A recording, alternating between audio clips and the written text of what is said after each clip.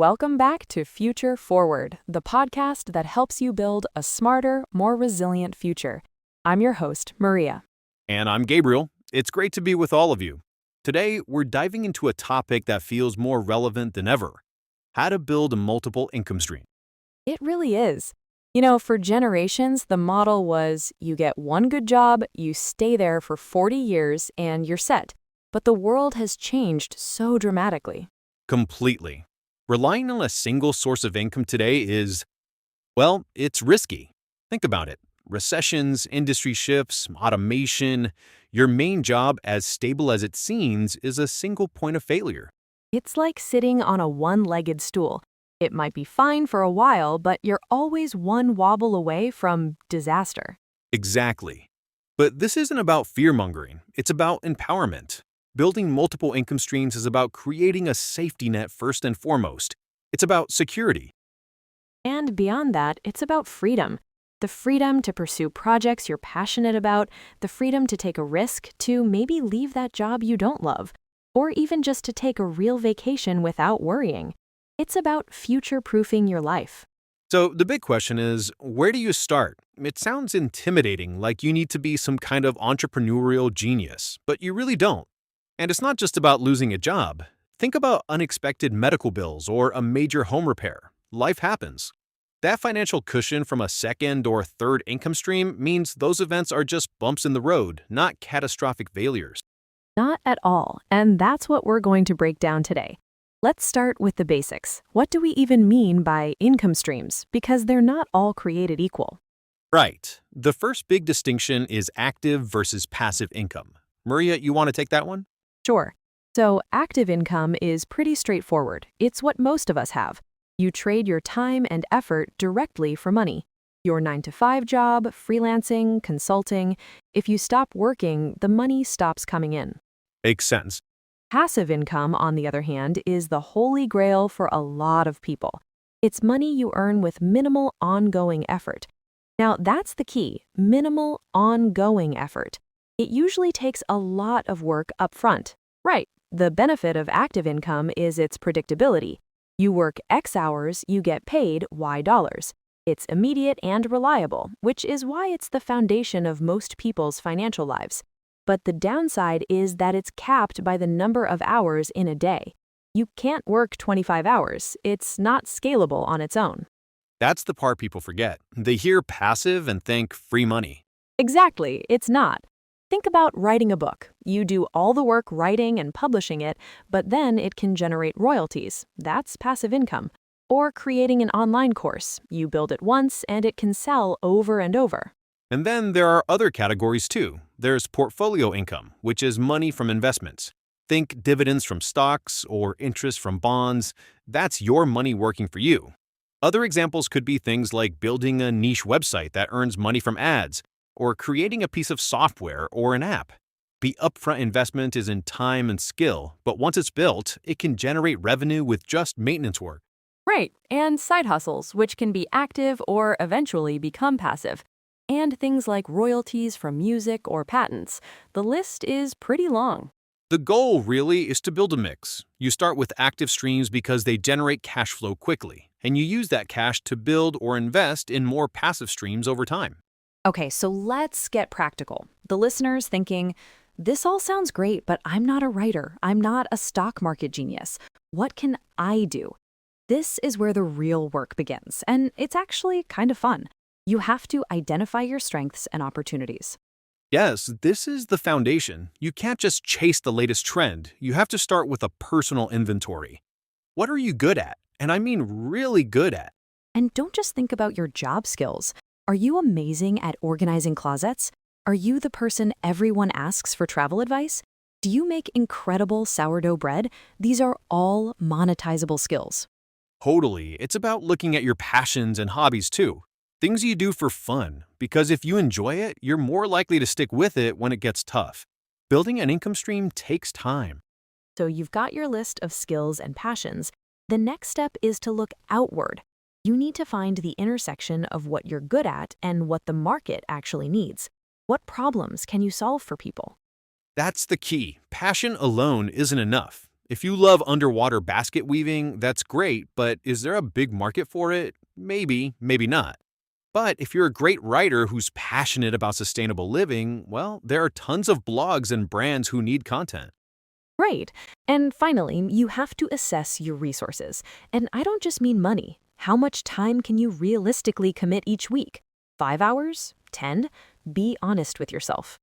That's a huge one. Burning out is the number one reason side hustles fail. Start small. It's a marathon, not a sprint. Okay, so let's say someone has done this exercise.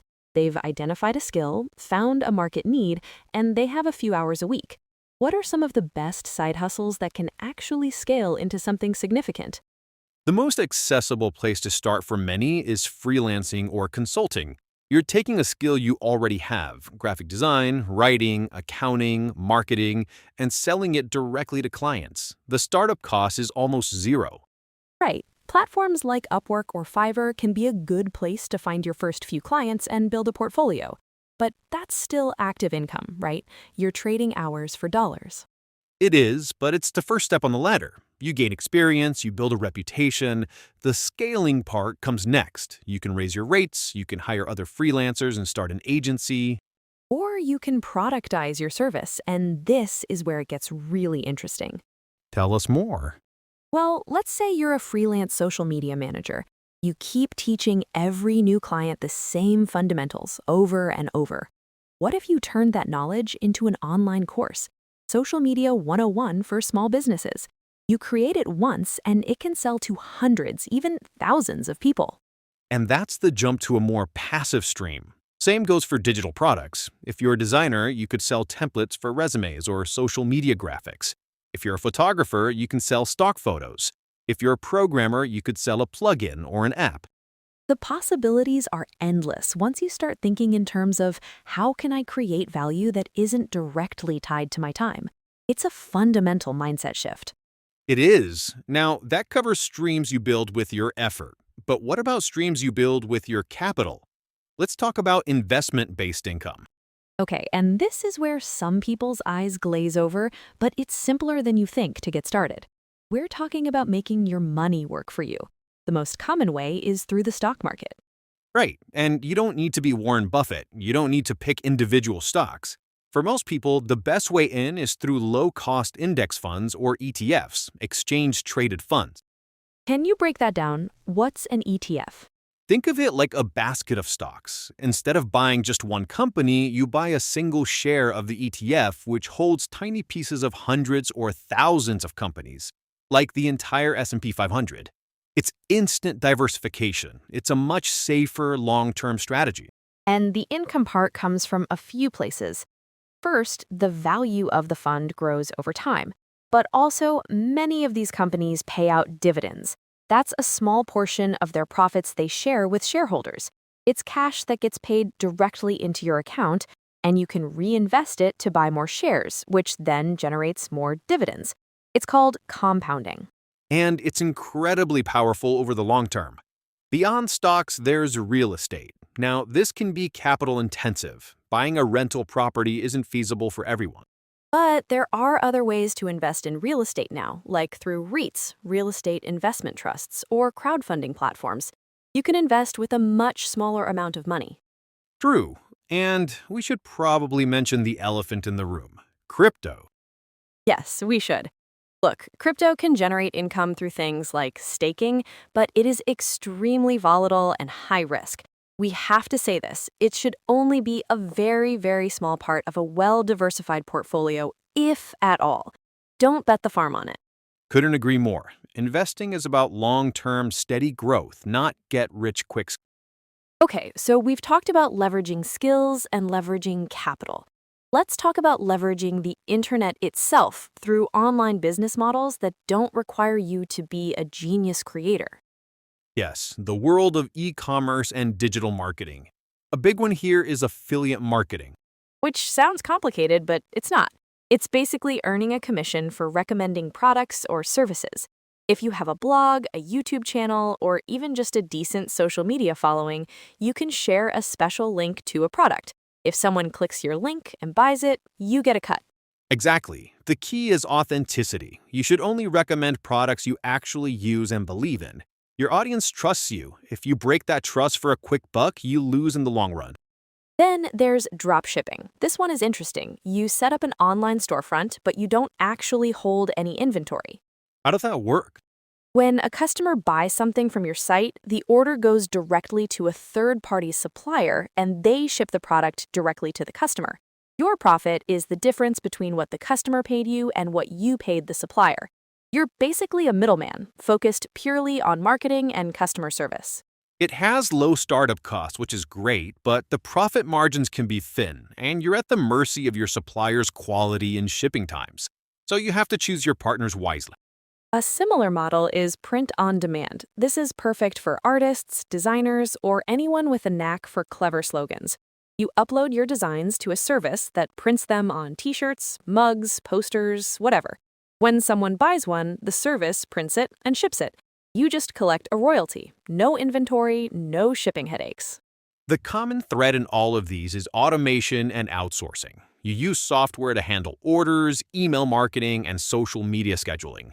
You can outsource customer service. The goal is to build a system that runs without your constant direct involvement. That system is your asset.